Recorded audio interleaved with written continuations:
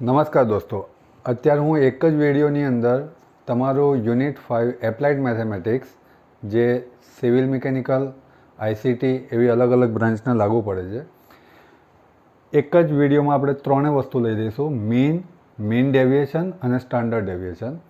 તમે ટેક્સ્ટબુકમાં કે બીજી બધી નોટ્સમાં જોશો તો તમને ઘણા બધા ફોર્મ્યુલા જોવા મળશે, but here I would like to declare કે તમારી જીટીયુની એક્ઝામમાં માત્ર ને માત્ર સાદું કેલ્ક્યુલેટર એપ્લિકેબલ હોય. તમારે કોઈ પણ એક ફોર્મ્યુલા જ યાદ રાખવાનો છે, બધા ફોર્મ્યુલા યાદ રાખવાની જરૂર નથી. તો લેટ અસ સી હરીફલી. પહેલો એક ક્વેશ્ચન જે હું લઉં છું એ મીનનો છે. તમને ક્લાસ આપેલા હશે, ફ્રિકવન્સી આપેલી હશે, તો તમારું સૌથી પહેલું કામ છે એનું મિડ પોઈન્ટ એટલે કે એક્સઆઈ શોધવાનું. એક્સઆઈ એટલે કે આ ક્લાસ ઇન્ટરવલનો એવરેજ, એટલે કે 0 + 10/2 એટલે કે 5 થશે. પછી જો કન્ટિન્યુઅસ છે તો 10 એડ થશે.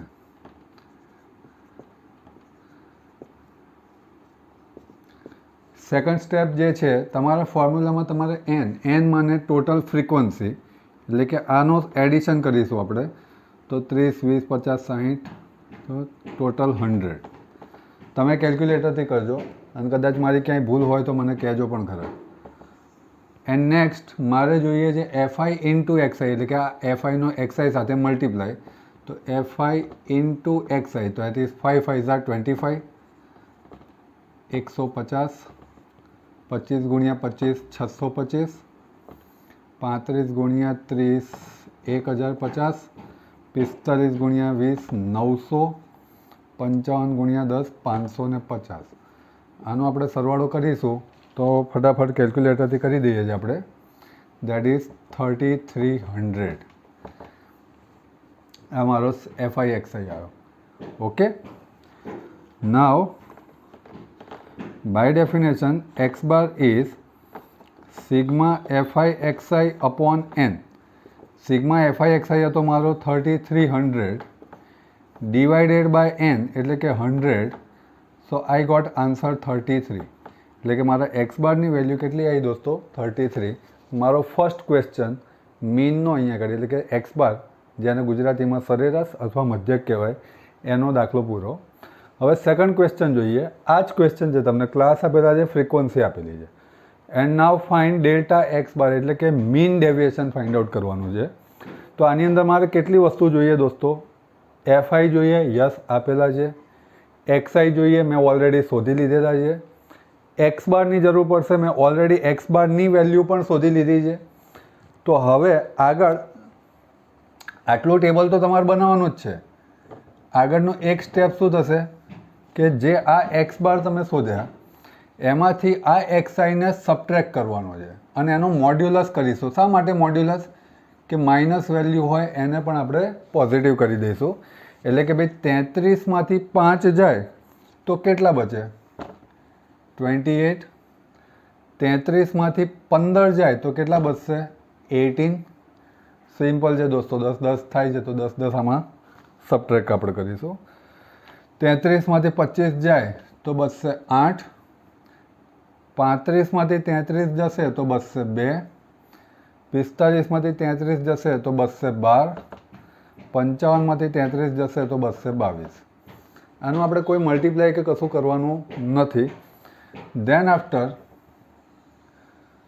આ જે એક્સઆઈ માઇનસ એક્સ બાર આવ્યા એને ફરીથી આપણે એફઆઈ સાથે મલ્ટીપ્લાય કરીશું. F i into x i minus x bar, એટલે કે આ જે વેલ્યુ આવી એ વેલ્યુને એફઆઈ સાથે મલ્ટીપ્લાય કરીશું, એટલે કે 28 5 એ આપણે મલ્ટીપ્લાય કરીશું. તો દેટ ઇઝ 140. મેં મલ્ટીપ્લાય કરીને રાખેલા છે જેથી ટાઈમ બચે. આ 180 થશે, 200 થશે. તમારે ચેક કરવું જ કરતા જજો. 25 × 8, 30 × 2 એટલે કે 60, 12 × 20 એટલે કે 240, અને 22 × 10 એટલે કે 220. હવે આનું આપણે એડિશન કરીશું. તો આનું એડિશન કેટલું આવશે? સિગ્મા એફઆઈ એક્સઆઈ એ આપણે કરીશું તો લગભગ અંદાજિત તમે ચેક કરી શકો છો 1040 આવશે.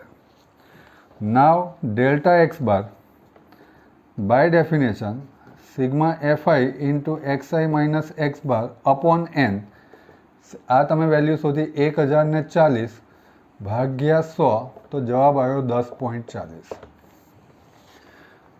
જો મીનનો દાખલો પૂછાય તો આટલો પહેલાં 4 બ્લોક એક્સ બાર દાખલો પૂરો. જો મીન ડેવિએશનનો દાખલો પૂછાય તો બધા જ બ્લોક બનાવશો ફરીથી એક્સ બાર શોધશો અને ડેલ્ટા એક્સ બાર. એટલે કે અહીંયા આપણા 2 ક્વેશ્ચન પૂરા થયા દોસ્તો. Now next standard deviation. જો તમારે આનો સ્ક્રીનશોટ લેવો હોય તો લઈ શકો છો, હું થોડો સાઈડમાં થઈ જાઉં છું.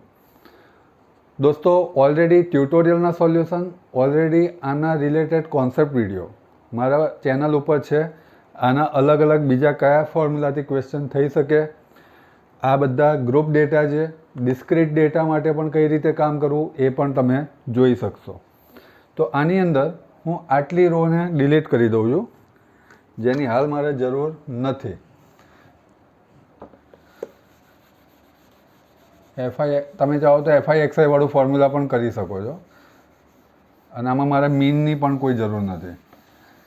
હવે આપણે કરીએ છીએ સ્ટાન્ડર્ડ ડેવિએશન. તમને યાદ હોય તો દોસ્તો તમે ધારેલા મધ્યકની રીતે માની લો કે હું અહીંયા ગાડી એ એઝ્યુમ કરું.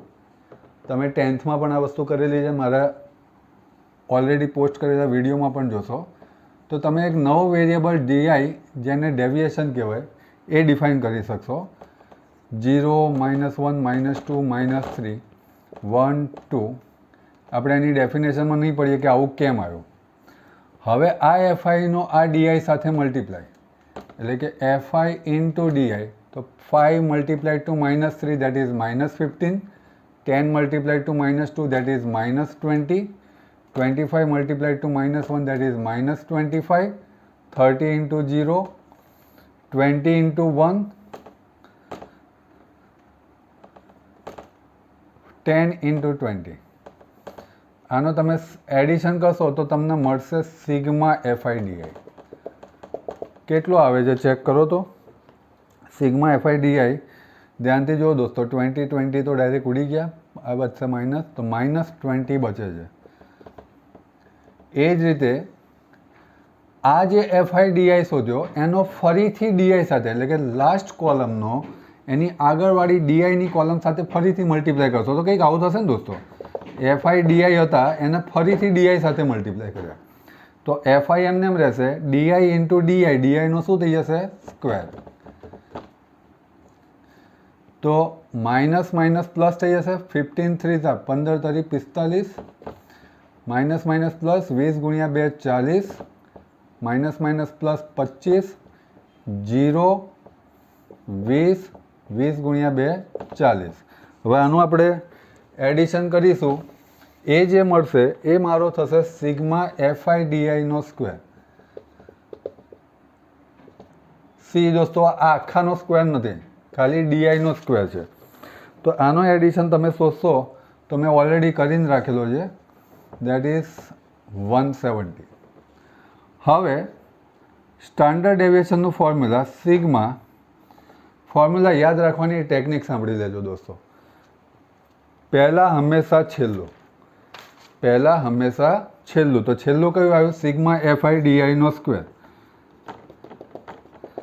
અપોન એન માઇનસ આગળવાળાનો સ્ક્વેર, એટલે કે sigma f i d i upon n આખાનો સ્ક્વેર.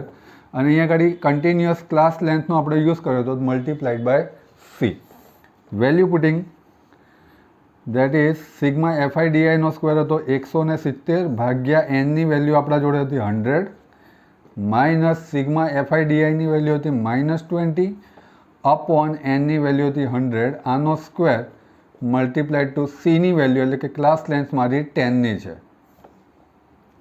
સિમ્પ્લિફાય કરીએ, 170 ભાગ્યા 100 એટલે કે 1.70 થશે, માઇનસનો સ્ક્વેર કરીશ તો એ પ્લસ થશે, એટલે આગળ તો હંમેશા માઇનસ જ આવશે. 2/10 એટલે કે 1/5 એટલે કે 0.2 થશે. 0.2નો સ્ક્વેર હું કરું તો દોસ્તો 0.04 આવશે. તમારે કેલ્ક્યુલેટરનો ઉપયોગ કરવાનો છે, કોઈ ચિંતા ના કરતા. 170માંથી 4 જાય તો કેટલા બચે? એટલે કે 1.70માંથી 0.0 જાય 4, તો બચ્યા 1.66 મલ્ટીપ્લાઇડ ટુ 10. 1.66નું તમે સ્ક્વેર રૂટ શોધશો તો કંઈક 1.288 multiplied two 10, so that is answer is 12.88. And hence your question. Again I request you friend કે બધા વિડીયોઝ તમે ઓલરેડી જે પોસ્ટ કરેલા છે જોઈ લેજો. એ વિડીયો જોશો તો આમાં વધારે ખબર પડશે. દર વર્ષે જીટીયુમાં મીન ડેવિએશન અને સ્ટાન્ડર્ડ ડેવિએશન આટલા 3 જ ક્વેશ્ચન 12 માર્ક્સમાં આવે છે અને એ ફરજિયાત આવશે. એટલે દરેક ટાઈપના એક ક્વેશ્ચન તમને બધાએ જોઈ લેવા માટે વિનંતી છે અને ખાસ ટ્યુટોરિયલ બુકના જોજો કારણ કે એ જ રિપીટિંગ ફોર્મમાં પૂછાતા હોય છે. Thank you very much. Thanks a lot.